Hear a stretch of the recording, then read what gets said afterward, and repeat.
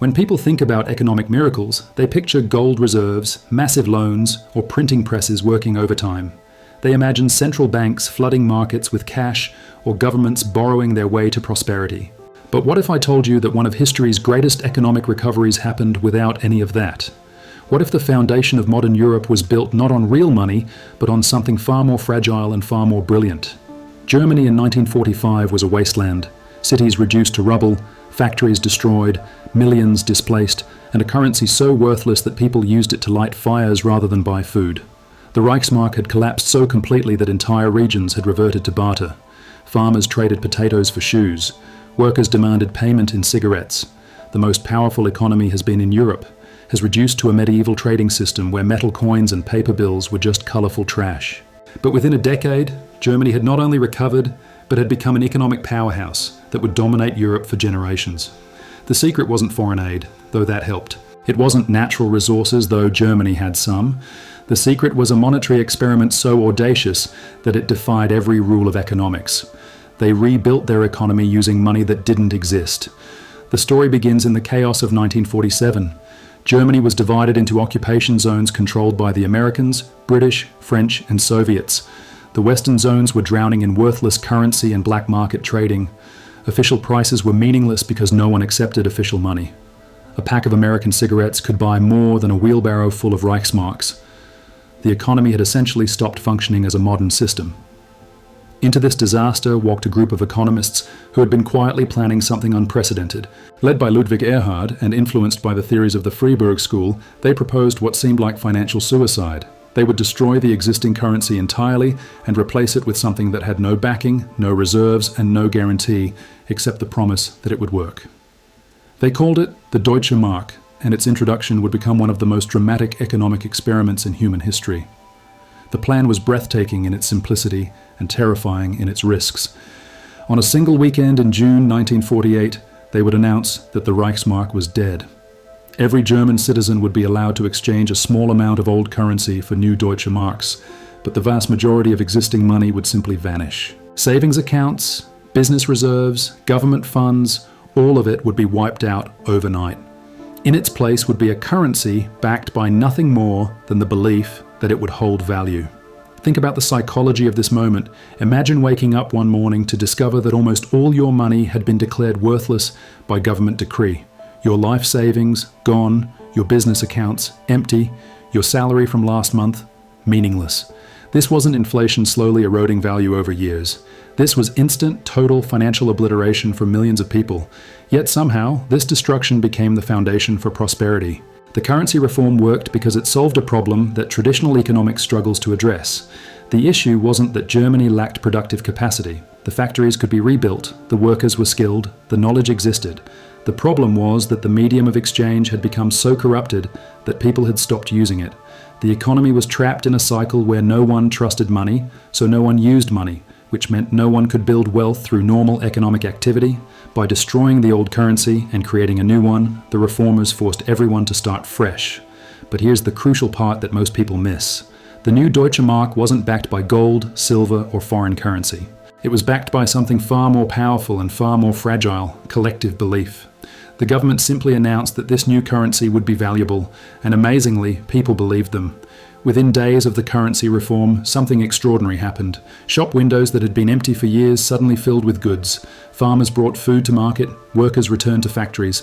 The black market began to disappear as people started accepting the new currency for legitimate transactions. It was as if the entire economy had been holding its breath for 3 years and suddenly exhaled. But the real genius of the German experiment wasn't just creating new money, it was what they did alongside the monetary reform. Erhard implemented what he called the social market economy, a system that combined free markets with careful government oversight.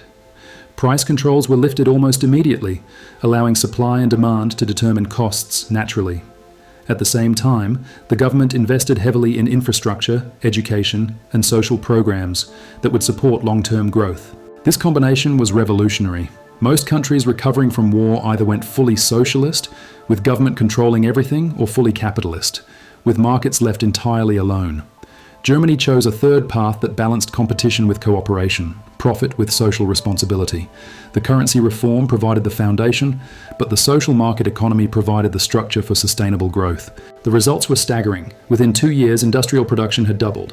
Within 5 years, Germany was exporting goods across Europe. Within a decade, it had become the economic engine of the continent. People called it the Wirtschaftswunder, the economic miracle, and they assumed it was the result of hard work and good planning. But at its core, it was the result of creating value from nothing more than shared belief. What made this experiment even more remarkable was its timing. This was happening during the early years of the Cold War, when the world was dividing into competing economic systems. The Soviet Union was promoting central planning and state control. The United States was advocating for free markets and private enterprise. Germany was quietly proving that there was a third way, one that could combine the best of both systems while avoiding the worst excesses of either. The Deutsche Mark became more than just currency. It became a symbol of German recovery, German engineering, German reliability. People across Europe began to trust German goods because they trusted German money. The currency that started with nothing more than a government promise became one of the most stable and respected in the world. Foreign investors poured money into German businesses, trade relationships flourished, the economy that had been built on rubble was now building the foundation for European integration. But beneath this success story lay a contradiction that would haunt Europe for decades. The Deutsche Mark's strength came from its weakness. Because it had no gold backing, no silver reserves, no tangible foundation, it could only survive through constant performance. Every day the German economy had to prove that its money deserved trust. Every quarter, productivity had to increase. Every year, exports had to grow. The currency that freed Germany from the past also chained it to an endless cycle of expansion. This wasn't necessarily bad in the short term. The pressure to perform drove innovation, efficiency, and quality that made German products legendary worldwide.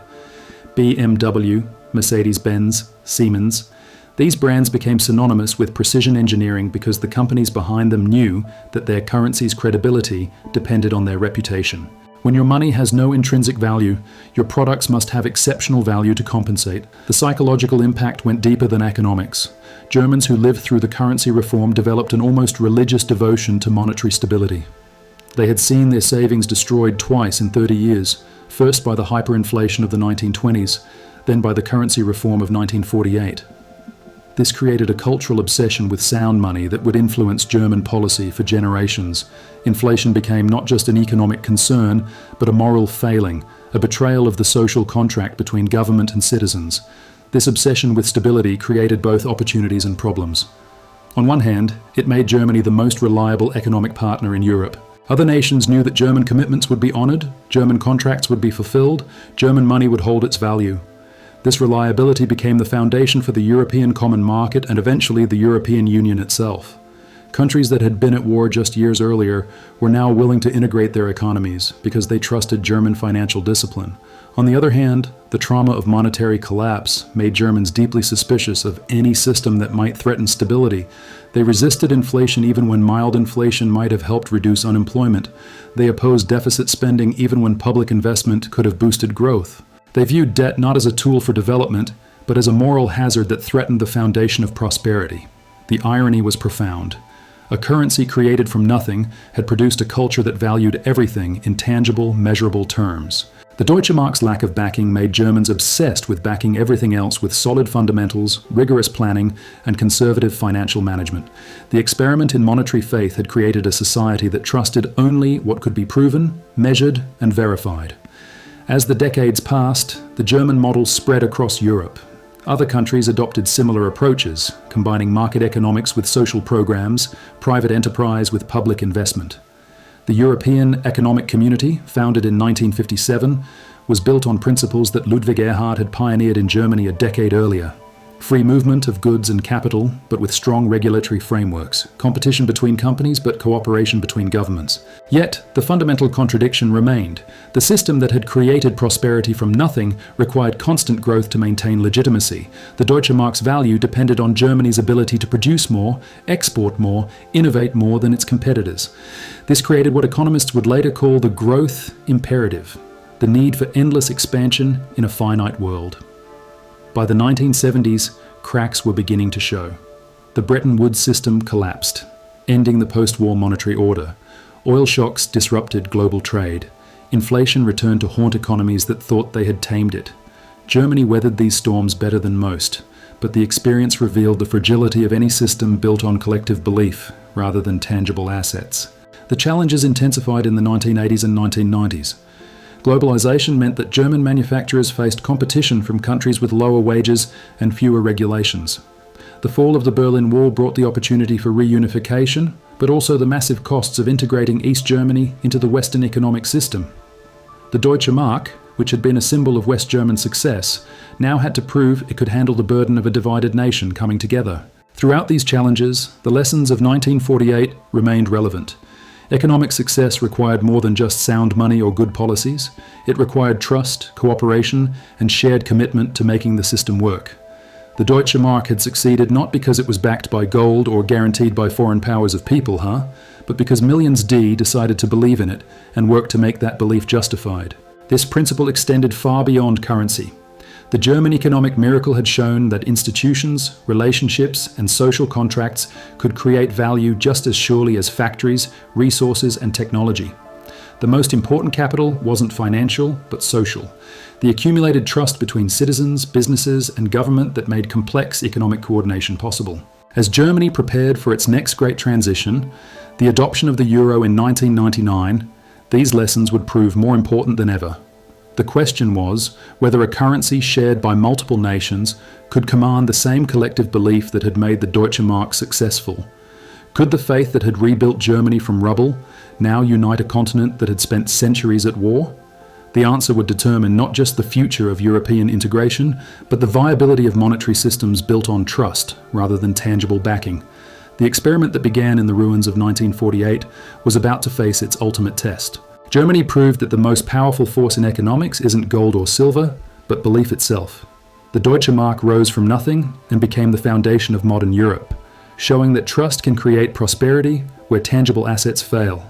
Today, as currencies worldwide face new pressures, the German miracle reminds us that real wealth comes not from what backs your money, but from what your money builds.